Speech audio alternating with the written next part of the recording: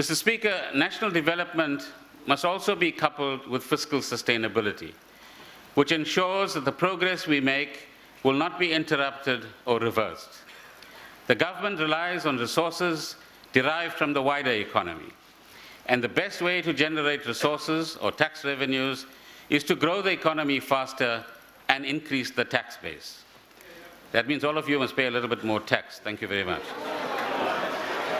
I'm coming to that in a moment. Order. Mr. Speaker, the NDP targets an annual growth rate of more than 5% a year.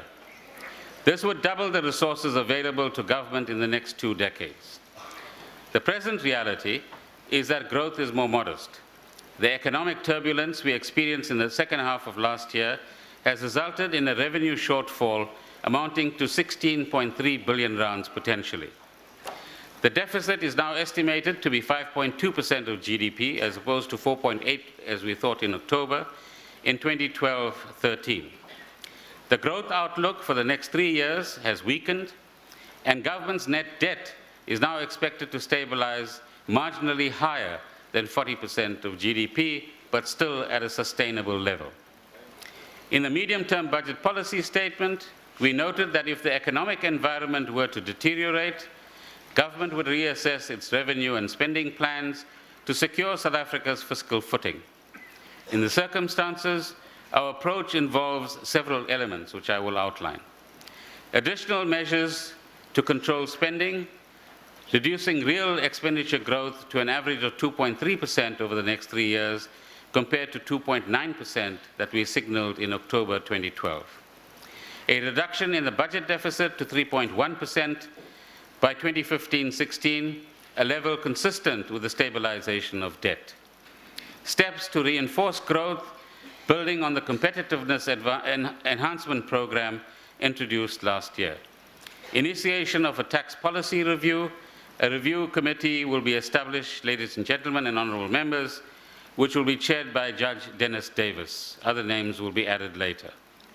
A comprehensive review of expenditure, focusing on both spending controls and value for money in government programs and agencies, strengthening the capacity of the state to implement our plans and programs.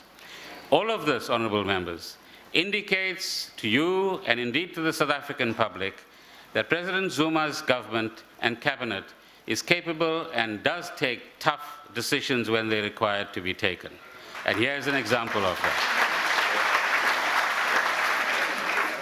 Government is committed to remaining within the expenditure ceiling set out in the budget.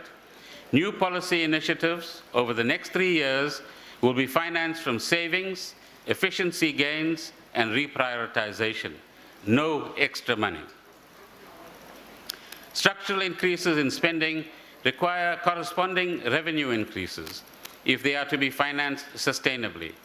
If we succeed in driving growth towards 5% a year, and government revenues doubles in the next 20 years, major infrastructure projects and new policy initiatives such as the National Health Insurance Program and expanded vocational education will be affordable with limited adjustments to tax policy.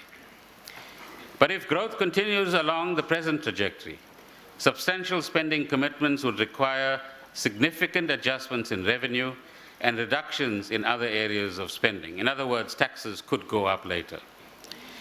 On Parliament's request, the National Treasury has prepared a report that considers fiscal sustainability from a long-term perspective. The report is currently being considered within government, after which it will be tabled for Parliament's consideration.